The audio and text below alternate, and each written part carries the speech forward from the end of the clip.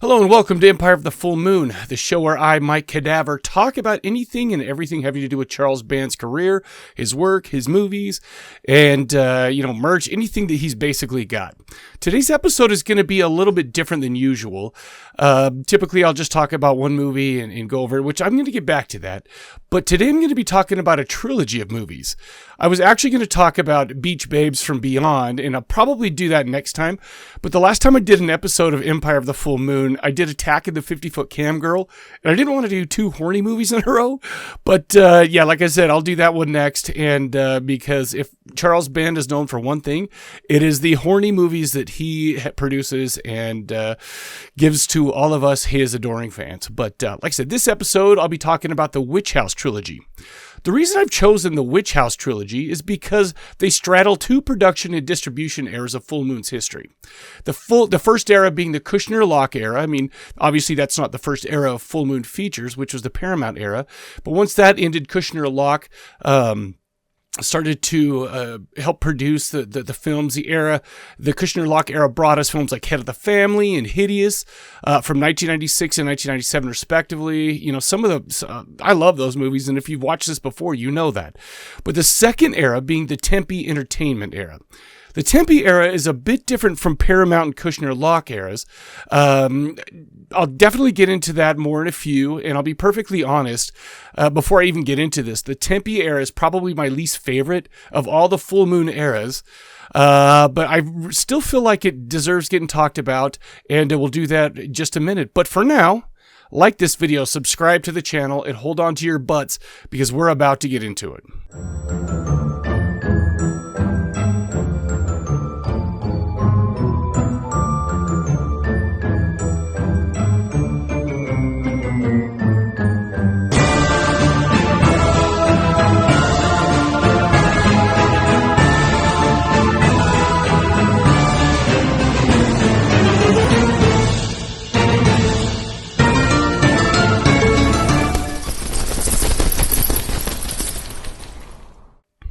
Okay, let's start by talking about the trilogy. Let me take you back to a time in history, the summer of 1999. Everyone on the planet was anxiously awaiting the release of what was promised to be the most terrifying film of all time. Why was it supposed to be so horrifying, you ask? Well, because the film was made up of solely of real footage from a group of documentarians who went missing 5 years before in 1994 and hadn't been heard of since.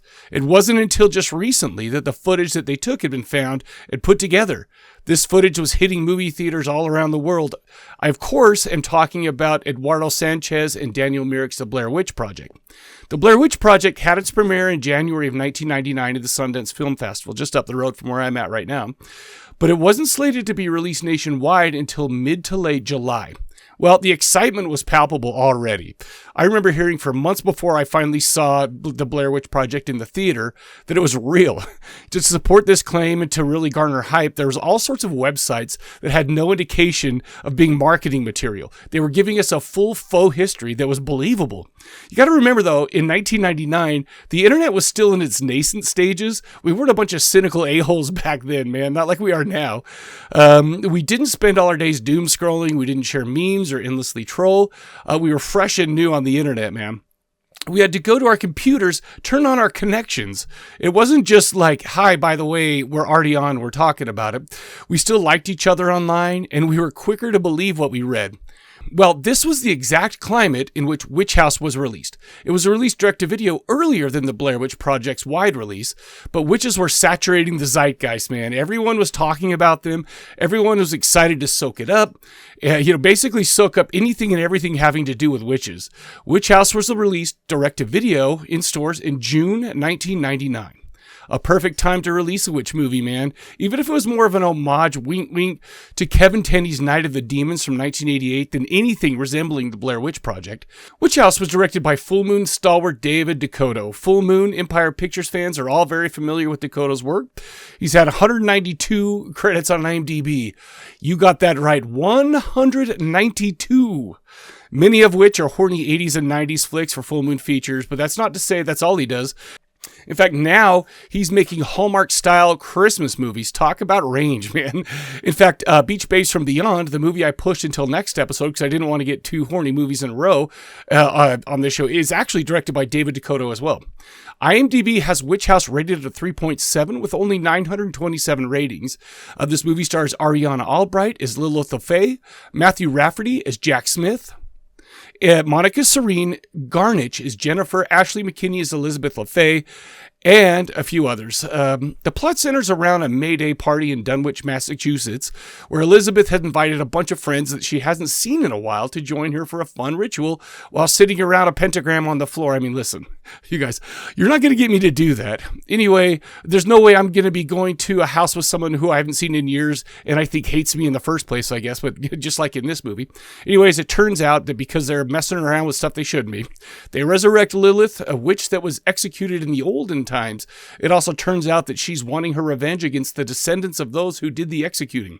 She shows up, people start dying off. Not a very deep story, but that's not to say this wasn't a fun movie. The thing is it was a fun movie, but it doesn't really compare to Night of the Demons. Night of the Demons had a level of fun that just transcended this one, man. It has its moments, but it didn't have some of the fun things, like I said, that Night of the Demons had, namely super fun characters, a great sense of humor, and probably most importantly, Linnea Quigley's boobies. So there you go. However, it did have shaky acting, forced dialogue, many cameos by the illustrious Boom Mike. Despite that, I enjoyed this movie, man. There's a charm to the main 3 characters in Lilith. I really enjoyed Jack and Jennifer's relationship as well as Elizabeth, played by Ashley McKinney Taylor. I like her addition to the film. This movie took place all in one location, but it was a pretty great location. It was a mansion where the party was being held. The mansion was great, had a great basement. It was an evil basement. It had a lot of the staples of Full Moon of that time. The glowy red eyes, cartoony, and not in a bad way, I guess, but it kind of gives you that nostalgia for those turn-of-the-century full moon effects. Like I said, I actually have a lot of fondness for this. It reminds me of watching these films in the old days.